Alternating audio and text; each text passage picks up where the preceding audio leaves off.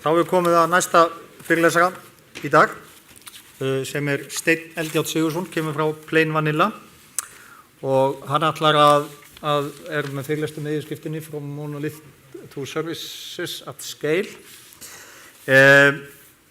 Steinn hefur starfað sem Linux Unix-bakendafóritari frá árinu 2002. Hann einn af stofnendur félags stafrænt frelsi og hann gekk til liðs við Plain Vanilla voru 2013 sem Infrastructure Engineer, þar sem hans helstu ábyrgðarsvið eru hjá þeim með rekstraröryggi og afkastageta. Steinn, gjörðu svo vel.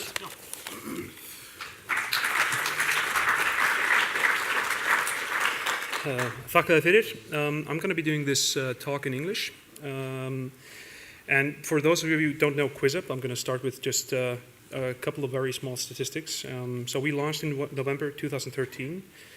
We are a mobile trivia game that's quite social in nature. And since we launched, we have more than 30 million registered users. We've had over 2 billion games played. And we also went from 15 staff members at the time of launch to about 75 1 year later. Our infrastructure currently handles somewhere between 400 and 2,000 requests per second, nonstop. And since we launched, we have had about 5 hours of mostly scheduled downtime. So this is just a little background.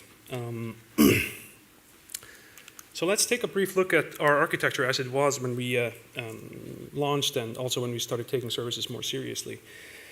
So if you look at this picture, which I admit is pretty big, you'll notice that most of it is taken up by data stores and various services that aren't really our core application logic.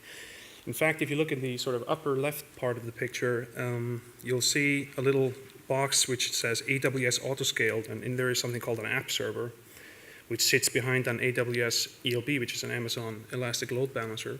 And that's what this talk here today is going to be about, how we sort of migrated from this sort of architecture where everything is in one basically monolithic app server that does everything to a more service-oriented architecture. As you can see, there's quite a bit of different types of tasks that we've tasked this monolith with doing. It's creating all the games, it's handling all the players, all the ranking, all the events that happen, chat between players, searching players, all the different topics of the game, localizing. It's no point in reading them all out, but this approach can have certain problems. So. What are the problems that we found with this approach, and why did we decide to migrate away from this sort of architecture? And first of all, from my perspective, it's very inefficient. As we went from 15 staff members to 75 over the course of a year, naturally, the number of development teams, we increased them. And they basically were stepping on each other's toes all the time, developing features in the same code base. There would be, review meetings merging the code and going through it, and deployments were, they'd get queued up, especially if you had large migrations to do at the same time. Yeah, we have terabytes and terabytes of data, so migrating isn't really easy or always an option. Also from an efficiency standpoint, the request load variability is great. What that means is that it's a very different task for the server to create a new game and match you up with an opponent than it is to, let's say, send a chat message to another player or look up metadata on a topic. The amount of work that needs to happen and the components involved is just not the same. So when it comes to accurately provisioning your infrastructure, it's more difficult if you have a very great variability in your different types of requests. You can't set up special instances for different types of services because you know what kind of load profile the requests have. So this results in wasted infrastructure. And of course, it's extremely scary for the developers. And we have a sort of a DevOps culture where we encourage all the server engineers to basically, be as engaged in ops as possible. So they deploy and they do everything. And if you have a setup where you make a mistake during deployment and you take the entire game down, that's a lot more scary than if you just take your tiny little service down. And additionally, it takes a while. We don't necessarily switch out all the software and all the app servers simultaneously. We do it. We currently configure it at 20% at a time. So if you have a lot of servers, it's just going to take more time. So what is the solution to this? Well, in our mind, it was pretty simple. A few years ago, this used to be called service-oriented architecture, but now people call it microservices. I'm not like one for labels, but staying with the times, I'm calling it microservices here. But what are the actual benefits of moving to services? Well, as I was saying, like the counterparts to the other arguments, it's more efficient. If you have a more homogeneous request load profile, it's much easier to capacity plan for that service, and you get a more efficient infrastructure. You isolate your logic into services. You don't need to duplicate logic to handle, for example, some sort of legacy case in several different parts of your code base, or refactor everything to isolate it within a single project. You can try to make certain services own certain parts of your infrastructure and basically take care of it that way. And of course, it's very rare that, at least currently, that you have multiple teams trying to deploy the same service at the same time. And that means we can actually iterate faster. That's, they don't have to wait, they don't have to synchronize with another team, they don't have to, find time for a meeting that you don't have time for, and they can just make their changes faster. And that's another big plus for us. Again, these are just service benefits. I'm not really trying to sell the concept of service-oriented architecture. I more figured I'd try and use this talk to show you how we did it. So rather than discuss these particular points, I'm going to tell you one key part of the way we decided to do it is that we decided we wanted the client to actually touch our services as directly as possible. So we decided to implement our own custom HTTP routing with different upstream pools. And that way we could actually choose to have like a default route that points to our old monolithic app server while implementing new features and then slowly refactoring stuff out of the monolith into separate services and use this router at the edge of our network, or actually set of routers, to route the requests to whatever service group is necessary. But it would be kind of unfair for me not to mention the pitfalls of going into this direction. I mean, there's a reason we didn't start with this. Developing takes more time initially. You're more invested in the interfaces between services, and you basically need to spend time worrying about things that you wouldn't necessarily have to worry about if you have a monolithic application and the compiler says it's okay. But in our opinion, the greatest, let's say, issues you deal with are you need to worry about discovery, routing, monitoring, and failure tracking, because what happens in an environment where you have suddenly a whole bunch of different services and they can actually start affecting each other, and then something starts going wonky, you might actually see the effect of one service failing in health problems on another service that's better monitored. So actually coming up with clever ways to kind of contain that complexity, as well as building the infrastructure building blocks you need to run the different services and help them find each other, and basically help you figure out quickly which one is actually failing when it is. That's really the difficult part of deciding to move from a monolithic architecture to a service-oriented one. So let's go straight to the custom components of our solution. So basically what we decided is that we're going to use Zookeeper as the sort of heart of our system. And Zookeeper is a distributed key value store that's very, very stable and persistent once you get it running. And we decided to have that as the heart of our service. I'm not going to talk too much about the off-the-shelf components we used, rather the custom ones that we decided to build, for better or worse, because I figure anyone here can actually download all the standard stuff and use it and probably get to where we're at now much faster than we did. But ZooRunner is basically a little application we wrote to wrap our processes, our services, and it can actually perform a health check, so it won't register a service in Zookeeper unless it's actually found, or found to be healthy. And it dies when the child dies, so that's quite convenient. You don't end up having a service registered when the actual application running that service has died for some reason. We decided on this approach rather than what's known as a sidecar approach, when you just have like an agent that's monitoring the service running on the same node or container or machine. And well, we might open source this actually. It's a nice little tool. If you're interested, talk to me afterwards. Another component that's mostly off the shelf actually is Nginx. It's a fast, reliable web server. We have a lot of experience with it. The code base is nice and clean.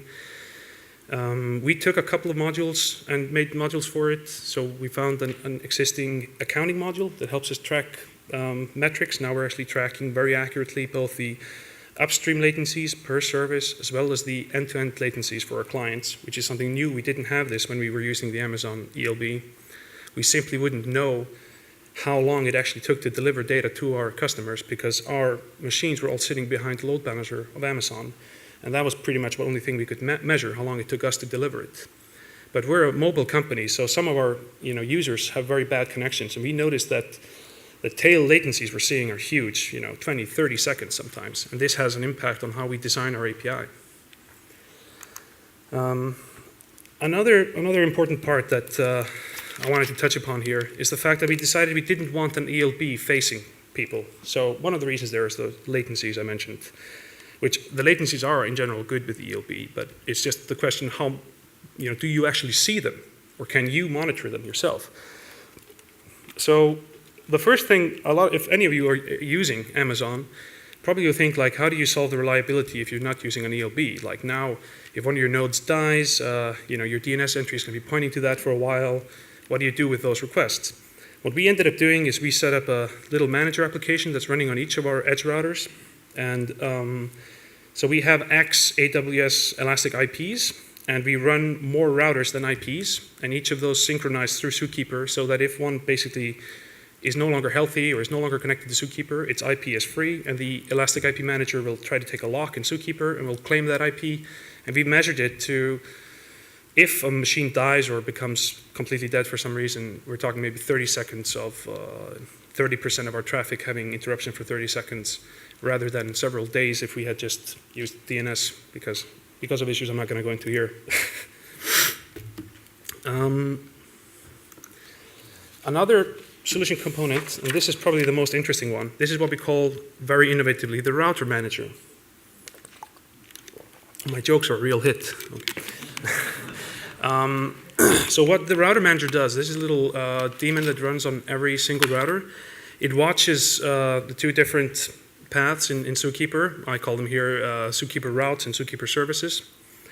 And basically, ZooRunner registers every node that's running a service under the services path, and we manually create the metadata for the routes.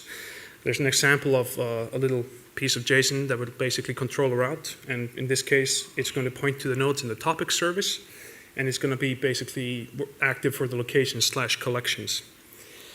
And the router manager basically just watches this stuff and reloads Nginx gracefully whenever something changes. We actually did use a module to actually not generate the configuration files and instead modify the runtime state of Nginx. But there were many issues with it, and we ended up finding out that like reloading the configuration files is completely graceful, and it just takes a second or two. And it was more than good enough for us. And so in this case, what would be registered under a service would be something like the name of the service, and under there you'd have a node with an IP and a port, to put this into concrete terms. Another component of our solution is Docker. And for those of you who don't know Docker, it's not just hype. It's a very hyped up piece of software right now. A lot of people are using it. I felt it was important to say it's not just hype. But it's basically a set of tools and services to reliably build and run Linux containers. And Linux containers have been around for a while. So they're a name that for a few features of the Linux kernel, which allow you to actually start processes in a very isolated environment. And it's gotten criticism in the past for not being very secure, but we're not really using it to isolate different users on the same machines. We're basically using it to create a single sort of stack, single huge binary, so to speak, where all the dependencies, everything that the service needs to run with the right versions of everything. And we can like transfer this binary from our testing, from our continuous integration system, where it's been, the unit tests have been run on it, the integration tests have been run on it, and we can actually deploy that exact same binary in production. And with a lot of these like different programming languages and different technology stacks, this isn't so easy. I mean, it is perfectly fine. You can do this in C and C++. You can statically link and compile everything into a huge binary, and you know, it is a bit of work, but you can do it. And with Java, I think you can do pretty much the same. You can just bundle all the dependencies into a gigantic jar file.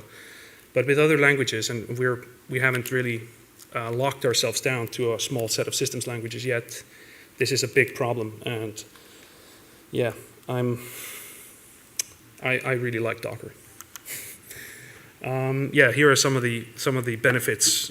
You know, standardizing the deliverables, running the unit tests. It's yeah, what can I say? It's awesome.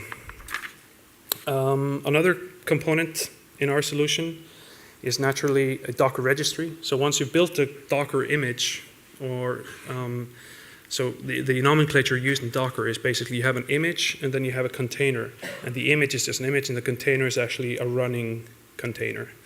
So once you've built the image, which I call here Dockers, they must be stored somewhere. So we have a registry in each of our locations. We have one at the office. We have one in our development data center. We have one in our production data center.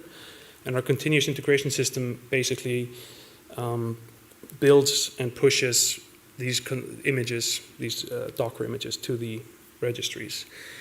We tag all the Dockers with a Git hash. So we use Git and GitHub, in fact. So every single Docker image that gets created has a very, very easy to predict name, but contains the actual Git hash. So you can, with these building blocks, you can pretty easily control exactly which version of your software is running where. We use a standardized tag called stable, and when we deploy, we basically tag the container, or the image, the image we want to deploy over as stable. They can have several tags, and then we basically tell our nodes, which actually run the Docker containers, hey, pull the latest stable and restart yourself. The thing about doing this, something we've learned, especially when we fill the disks on our Office Docker registry, is that you create a lot of containers. And you create a lot of images and layers, and it gets kind of confusing when you have lots of services and lots of images. And so we started building some custom little tools. This is one we call Harbor Master. And it's just a little command line tool to help us figure out what's the latest Git hash of a master branch of a particular project. We try to keep master deployable and stable at all times for all of our projects. It makes it easier for different development teams to work on it. And here you can actually see, like, okay, I made an example here. You can list, this is the monolith. We just refer to it as server. It's as innovative as the rest of our names. There's a reason we're not in the content team of the company. And here you can see the latest Git hash when I took the screenshot was, 799 something, and it was made by Gunnar Kristjánsson, who I hope some of you know, he's a great guy. When it was done, whether it has Docker, whether it's deployed, and you can also see at the end the actual beginning of the hash for the image itself, if you need to go find it and dig into it. But that's not enough, because when you have all these services and all these different instances running these different Dockers, and it's really, these are sort of issues you have when you go into this sort of architecture, like how do you keep an overview over what's running where? And it can be very hard to spot inconsistencies, because now previously we had been basically tagging all the EC2 instances running the different types of software with the Git hash, so we could actually query it using the AWS API, but now we can't do that. So we orchestrated a way to actually check them in Zookeeper and inspect them, and using this fantastic little thing called RoboHash, which allows you to create or generate a relatively unique robot based on an input. We have this nice little status page which shows us here. So in this picture you can see there's one instance in the attachment service, 4 instances in the topics Docker service. Excuse the name, it wasn't a Docker-based service originally. Same for server. And you can see that one of the servers actually has a slightly different face than the other ones, and it has a rubber duck on it. That means that it's running a different version of the software, and it's actually lame ducked. So it's registered in Zookeeper, but it doesn't have any, it's not going to get any traffic. The routers are going to ignore it. And that's a very useful feature as well when you want to test something with production data, and you want to start up a machine, but you don't want to necessarily subject it to all the production traffic. So it's Yeah, if I were to give people advice, don't do what we did and just have a Boolean state. If it's inside Zookeeper, it's healthy. It's much better to have it always registered and have the health registered there. We had to kind of tack on this lame teching stuff afterwards. So here is a picture of the current architecture, or a new diagram. And the sharp among you might notice two different things between this picture and the first one. And the first part is obviously that no designer has ever seen this one, unlike the other one, which I proudly admit I didn't make myself. This masterpiece, however, is fully mine. And but let's go through it slightly. So on this picture, you actually see most of the components I mentioned now. So you have the cloud there presenting our clients. We make the API requests over HTTPS. So we're using a RESTful API, JSON as the serialization protocol, or whatever you call it. And basically that request is going to hit one of 3 active routers. We have a standby router that's using the previously mentioned Elastic IP Manager to basically claim whatever IP becomes available if one of the other fails. There, and you can see Zookeeper there as the heart of the system. There you have 3 service groups. We have the feature flag service, topic service, and player service. And conspicuously missing from this picture is the monolith, which actually should probably be there somewhere, showing like default route. If nothing else matches, we'll just send it to the monolith. And this is something I really wanted to stress, but somehow I failed to get it properly into my slides. But it's very important if you decide to do this to have a strategy for doing it gradually. It's a classic case of, I've actually seen companies try to move from, like especially big enterprise companies, try to move from various monoliths to more smaller, more lightweight services. And it's fairly common that people try to do too much too quickly, and like the new way doesn't work well with the old way, and you don't have the option of eating the elephant one bite at a time. And then you end up in a classic, we have to keep developing the old stuff, but we're also developing the new stuff, and you're kind of competing against yourself. And we really wanted not to do that. So just to quickly, basically here we have the ZR part, that's the SURunner, and inside, then we have Nginx on the routers. The Elastic IP Manager is actually running on every router. I just decided not to make too many arrows that would just make the picture confusing. The little MGR box there, that's indicative of the router manager, which actually watches for the routes and services and regenerates the configuration files. And then this little box represents a Docker. So each service is comprised of several Docker containers running on one of our instances. One thing we decided against was we decided not to, set up what's known as a scheduler, but instead just run single Docker on a single physical machine, and then later on we'll see if we actually migrate from that, and it's very dependent on what the community brings. There was one piece of our components that was missing that I didn't mention earlier, and those were the Docker registries, which we have started calling Dockistries because it's just much easier. And here you see our classic sort of continuous integration pipeline, the way we set it up. So we basically, we have a push hook or a commit hook on GitHub, and it basically triggers a job in Jenkins. The first thing it does, it builds the container, and then it actually tries to use the same container for the other steps where it lints the code, unit tests it, integration tests it, whatever. It's dependent on the project how exactly you need to test it.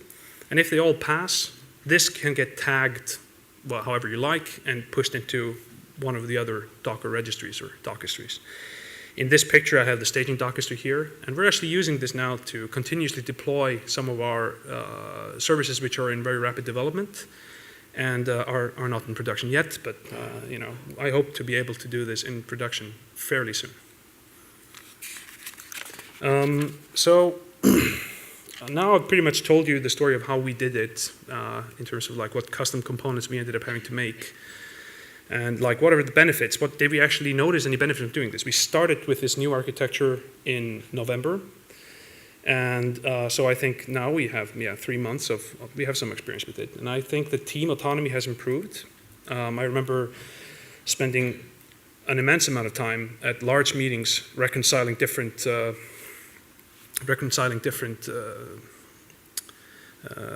needs from different teams, everyone trying to merge into the same code base.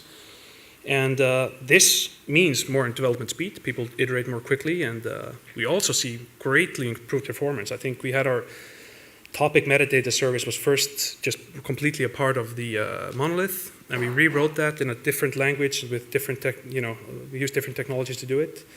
And our average latencies dropped by 40% because we're doing stuff in less than 10 milliseconds that would take us hundreds of milliseconds before.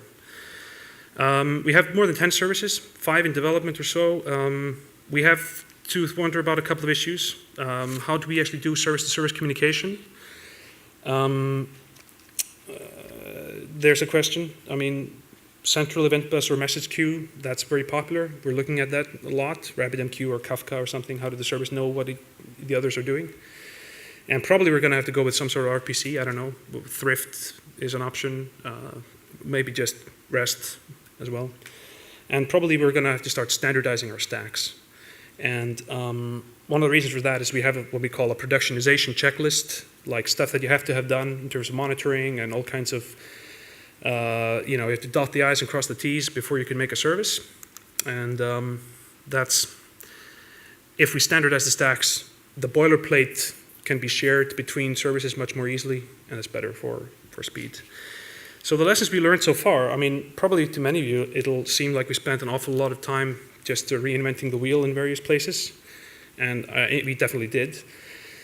But I think like the fact that we didn't decide to go with a scheduler from the beginning, or even worse, attempt to write our own, I think that's a very good thing, which I'm proud of that decision, because there are other schedulers out there, Mesos and Marathon or Kubernetes, and this is a very, very quickly evolving space, and it's hard to keep abreast. But doing it gradually, one endpoint at a time, that was very key to this working, and keeping all the components small and simple and interchangeable. We hope to switch them out for open source alternatives or open sourcing our own if nothing appears. And yeah, and here I mentioned the productionization checklist again. So that's my last slide. Do you have any questions?